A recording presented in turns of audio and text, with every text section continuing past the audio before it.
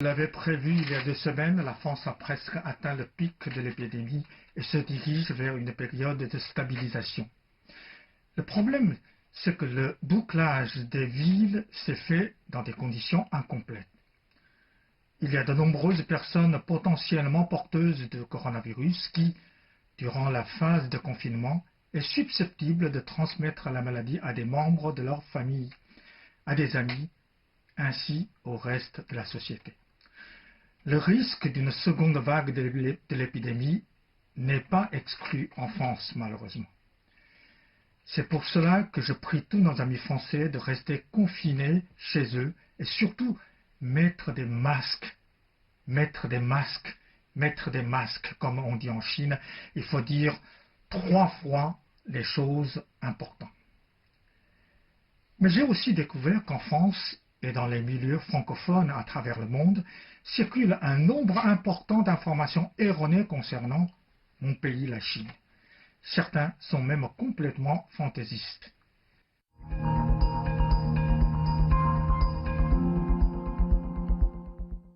Tout d'abord, il y a la chronologie des événements. La Chine a déjà publié la chronologie entière concernant la découverte de l'épidémie de coronavirus. Je conseille à tout le monde de consulter le site internet de CGTN français. Vous comprendrez mieux comment la Chine a découvert l'existence du coronavirus.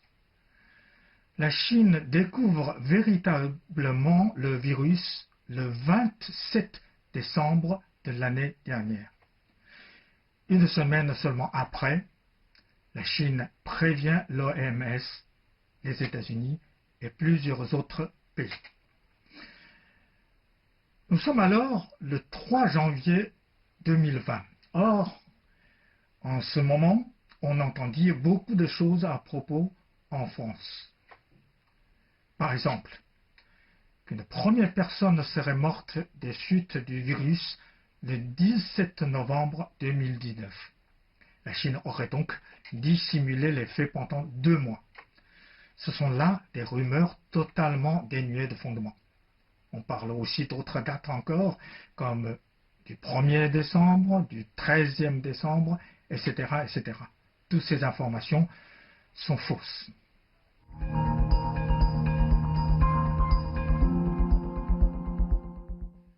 Deuxièmement, le fait que l'épidémie ait d'abord été détectée en Chine ne signifie pas pour autant que la Chine soit forcément le berceau du virus. Cela, c'est le travail des scientifiques qui permettra de le déterminer. Certains médias français qui affirment que la Chine est le berceau du coronavirus, je trouve qu'ils n'ont pas un comportement responsable. Je demande respectueusement à nos amis français d'être vigilants par rapport à ce qu'ils entendent.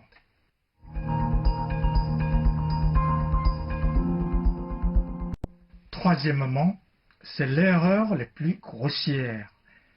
La première personne qui a découvert le coronavirus n'est pas, comme on le croit souvent en France, l'ophtalmologue Li Wenliang, mais un médecin très connu en Chine et totalement inconnu en France. Il s'agit d'une femme, Zhang Jixian, qui est une spécialiste de médecine respiratoire. Le 26 décembre 2019, le docteur Zhang Jixian a pris en charge un couple de personnes âgées qui avaient de la fièvre, pris une grippe. Mais après leur avoir fait passer à tous les deux un scanner, elle a découvert des symptômes pulmonaires inédits, totalement différents de ceux d'une grippe ordinaire. Très inquiet, elle a demandé au fils du couple en question de venir lui aussi passer un scanner. Elle a découvert en fait que même si le fils n'avait pas de fièvre, il souffrait des mêmes symptômes pulmonaires que ses parents. Zhang Jixian allait rapidement découvrir un 4e cas similaire. Le lendemain, soit le 27 décembre 2019, Zhang Jixian a dressé un rapport détaillé à son hôpital, ainsi qu'au Centre local de contrôle des maladies infectieuses. C'est le premier rapport décrivant des cas de coronavirus. Pour lui remercier, le gouvernement lui a décerné une prestigieuse médaille d'État. Autant dire que la Chine a une grande dette envers le docteur Zhang Jixian. Le reste de la planète aussi d'ailleurs.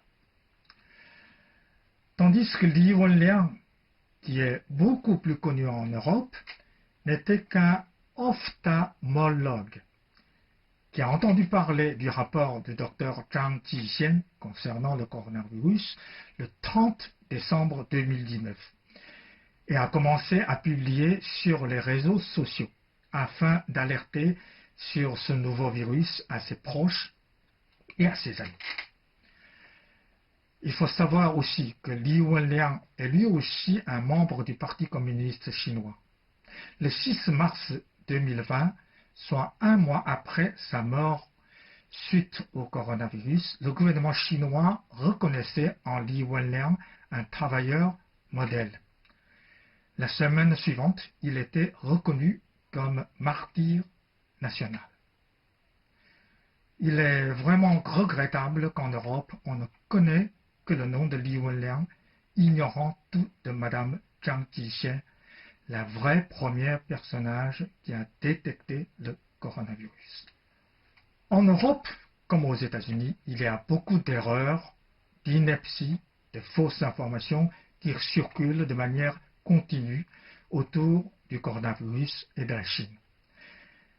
L'un des exemples les plus frappants, c'est la polémique autour du nombre de personnes décédées en Chine suite à l'épidémie.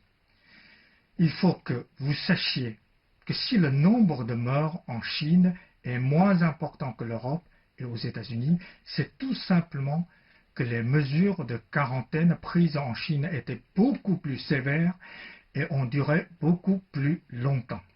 C'est pour cela que nous avons supporté le confinement. Nous savions que nos efforts seraient récompensés.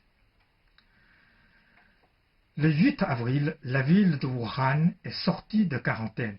Les habitants de Wuhan ont retrouvé la liberté. La Chine revient à la normale. L'Europe, la France et les États-Unis sont sur le même chemin, mais vont devoir encore attendre un peu. J'espère de tout mon cœur que ce sera le plus vite possible.